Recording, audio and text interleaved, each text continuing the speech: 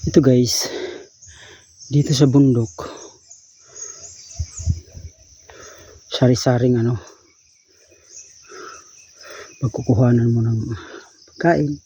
Tulad yan, saging na hinog lang sa puno. Pinabayaan na lang yan guys.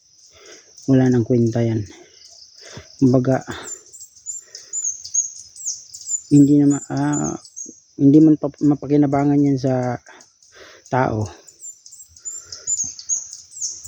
pero mapakinabangan yan sa mga ibon. Yan yung pangunahing pagkain nila, mga ibon. Kaya pag dito ka sa bundok, hindi ka magugutom. Yun nga lang guys, napakahirap kumita ng pera dito. Pero yung pagkain lang yung pag-uusapan, hindi ka talaga magugutom dito. Yan guys, ito, naglalakbay ako siguro mga 2 to 3 days ako dun sa bundok. Aakyatin ko ngayon. Ngayon, maglalakbay pa lang, isang araw kung lakbayin yun, kasi yung daanan, kailangan pang gagawa ka ng daan kasi medyo masukal na yung